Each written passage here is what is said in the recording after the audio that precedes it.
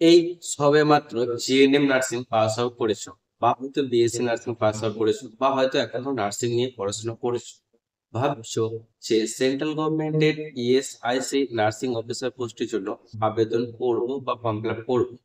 So বা হয়তো অনেকেই 2024 সালে ফর্ম ফিল আপ করেছো। সকলের জন্য অনেক ইনফরমেশন এই ইএসআইসি নার্সিং অফিসার পোস্টের জন্য জানাটা দরকার। সো আজকের এই ভিডিওতে অনেক ইনফরমেশন যেগুলি খুবই গুরুত্বপূর্ণ, সেই ইনফরমেশন গুলো নিয়ে আজকের এই ভিডিও আলোচনা করবো। প্রচুর ইনফরমেশন থাকবে, ভিডিওটি সকলেই দেখবে। যারা এই বছর ইএসআইসি পরীক্ষা দেবে তারাও, যারা পরবর্তী ক্ষেত্রে ইএসআইসি নার্সিং অফিসার পোস্টের জন্য পরীক্ষা দেবে তারা, প্রত্যেকের জন্য ভিডিওটি গুরুত্বপূর্ণ। আর ভিডিওটি দেখার পর যদি কারোর কোনো জায়গায় ডাউট থাকে তাহলে কমেন্ট সেকশনে কমেন্ট করে জানাতে পারো। এছাড়াও ডেসক্রিপশন বক্সে ইনস্টাগ্রাম আইডি লিংক দেওয়া আছে, সেই ইনস্টাগ্রামে মেসেজ করতে পারো।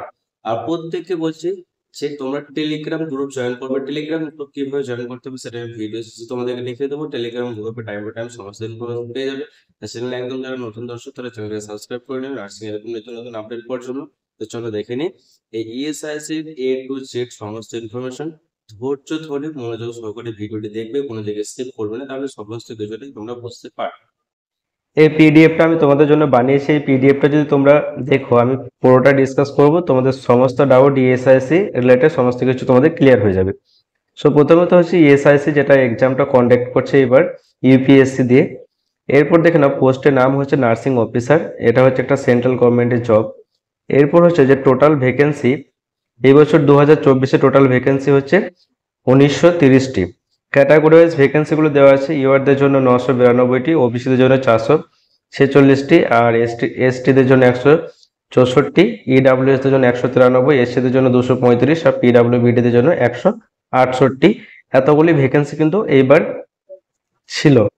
এরপরে দেখে নাও স্যালারি লেভেলটা হচ্ছে লেভেল 7, যেটা নট সেট বা এমসে থাকে, সেটাই 70 থেকে 80 হাজার টাকার মতো স্যালারি তোমরা পাবে। এরপরে এক্সাম প্যাটার্নের ক্ষেত্রে আমি বলি ব্যাপারটা পুরোটাই। এই এক্সাম প্যাটার্নটা তোমরা এখানে দেখতে পাচ্ছ যে টোটাল 120টা কোশ্চেন তোমাদের এক্সামে থাকতে পারে। এটা কিন্তু নোটিশে মেনশন ছিল না যে কতগুলো কোশ্চেন থাকবে। মোটামুটি ধরা যেতে পারে যে টোটাল 120টা কোশ্চেন থাকতে পারে, মেবি, সেটা তোমরা এক্সামে বুঝতে পারবে। টাইমটা হচ্ছে 2 ঘন্টা।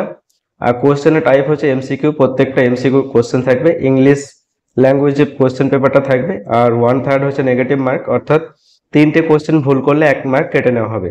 আর মোড হচ্ছে অফলাইন মোড, মানে হচ্ছে পেন আর পেপার, অর্থাৎ ওএমআর সিটে কিন্তু প্রত্যেকটা অ্যান্সার করতে হবে।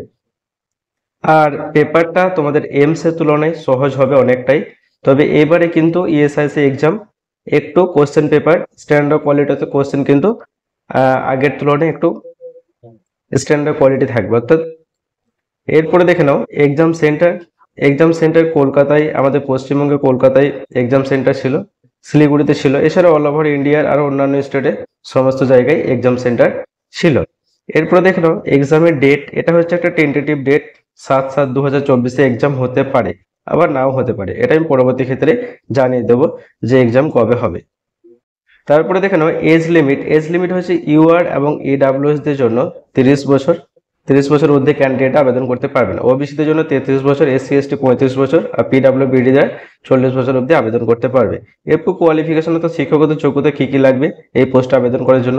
বিএসসি এবং পোস্ট বেসিক বিএসসি ক্যান্ডিডেট যারা আছে, তোমাদের কোনো এক্সপিরিয়েন্স লাগবে না। আর জিএনএম ক্যান্ডিডেটদের 1 ইয়ার এক্সপিরিয়েন্স লাগবে 50 বেডের হসপিটালে। বুঝে গেল?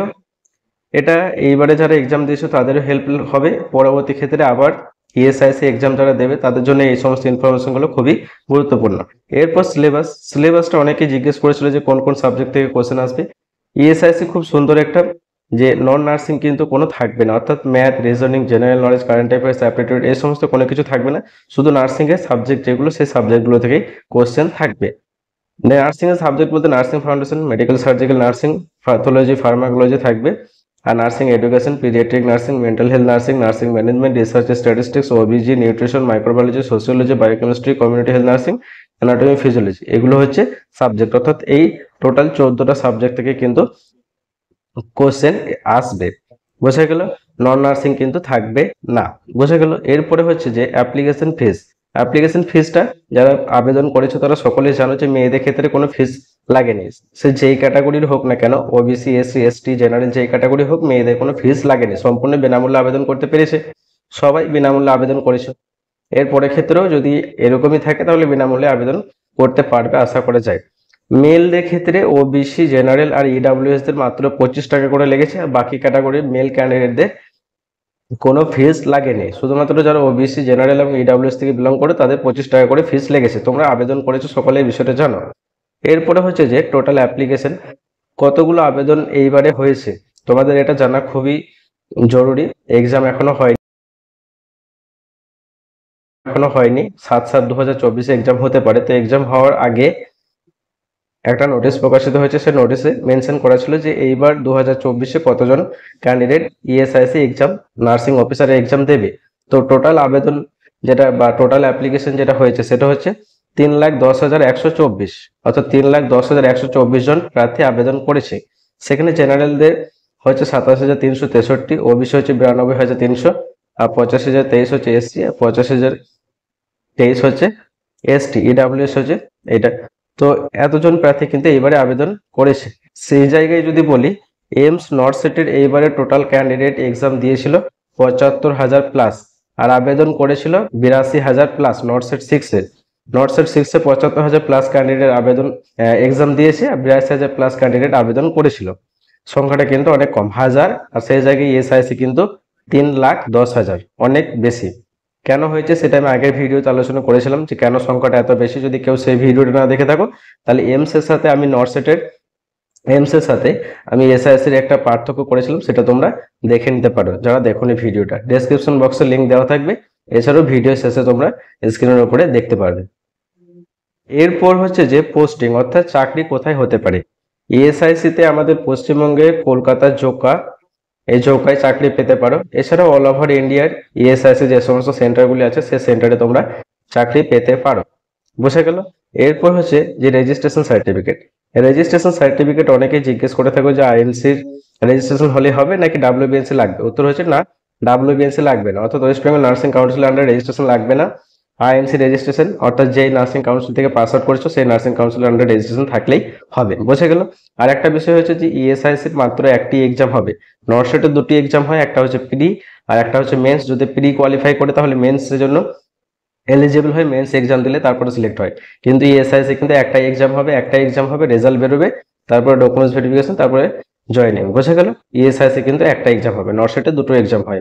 বোঝা গেল। নর্থসেট 6-এর প্রত্যেক বছর দুবার এক্সাম হয়, 2বার। আর প্রত্যেকটি এক্সাম দুটি স্টেজে হয়, একটা প্রি আর একটা হচ্ছে মেন্স। প্রি কোয়ালিফাই করলে মেন্সের জন্য এলিজিবল, মেন্স কোয়ালিফাই করলে সিলেক্টেড। বোঝা গেল। এরকম প্রতি বছর দুবার করে এক্সাম হয়, আগে একবার হতো এখন দুবার করে হয়। বোঝা গেল। যেমন 2024-এ নর্থসেটে, যদি 2024-এ কথা বলি তাহলে নর্থসেটে 2024-এ নর্থসেট 6 হয়েছে 14ই এপ্রিল হলো, আর মে মাসে হয়েছে মেন্সটা, মে মাসে, ঠিক আছে, মে মাসে মেন্স হয়েছে। আবার নর্থসেট 7টা আবার 2024 সালে সেপ্টেম্বর মাসে হতে পারে, 15ই সেপ্টেম্বর আবার হবে। প্রিটা হবে 15ই সেপ্টেম্বর, ঠিক আছে। তারপরে আবার সেপ্টেম্বরের পরে অক্টোবর মাসে আবার মেন্স হবে, ঠিক আছে। তো প্রত্যেক বছর দুবার করে এক্সাম হয়, আর প্রতিটি এক্সাম দুটো স্টেজে হয়, একটা প্রি একটা মেন্স, নর্থসেট, ঠিক আছে। তো নর্থসেটের একটা ভিডিও আমি দিয়েছি, সেই ভিডিওটা দেখে না থাকলে সেটা দেখে নিও। এরপর হচ্ছে ইএসআইসির জন্য কোন বই ফলো করতে হবে। প্রথমত হচ্ছে টেক্সট বই, সমস্ত বই যেগুলো আমি বললাম সিলেবাসে সেই বইগুলো ফলো করতে হবে। তার সাথে সাথে টার্গেট হাই, পিআরইয়া দেবে ভলিউম 1 আর ভলিউম 2, ঠিক আছে। আর এনক্লেক্স থেকে এমসিকিউ প্র্যাকটিস। যদি কাউকে বেসিক ক্লিয়ার না থাকে তাহলে পিআরইয়া দেবে ভলিউম 1টা অবশ্যই পড়তে হবে। পিআরইয়া দেবে ভলিউম 1টা, যেটা ভলিউম 1 আছে সেটা শুধুমাত্র থিওরি। যদি কারো বেসিক বিষয়গুলো জানা না থাকে তাহলে থিওরিটা ক্লিয়ার করার জন্য ভলিউম 1টা পড়তে হবে। তারপরে ভলিউম 2টা হচ্ছে এমসিকিউ, আর ভলিউম 1টা হচ্ছে থিওরি।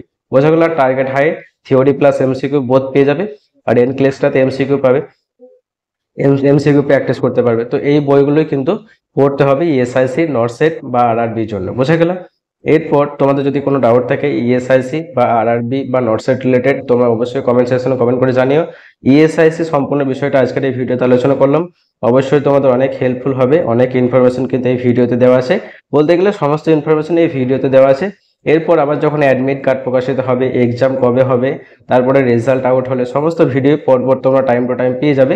যদি ইএসআইসি এক্সাম বা নর্থসেট এক্সাম বা হ্যাঁ আরআরবি স্টাফ নার্স বা অন্যান্য কোনো এক্সাম রিলেটেড কোনো ভিডিও তোমাদের পেতে চাও, যে ভিডিও এটার টপিকটার উপরে ভিডিও বানালে ভালো হয় বা এটা বুঝতে অসুবিধা হচ্ছে বা এটা জানার ইচ্ছে, তোমরা কমেন্ট সেকশনে কমেন্ট করে জানাও, আমি সেই টপিকের উপর ভিডিও তোমাদেরকে আবার প্রোভাইড করব। ভিডিওটি বন্ধুদের মধ্যে প্রচুর প্রচুর পরিমাণে শেয়ার করো।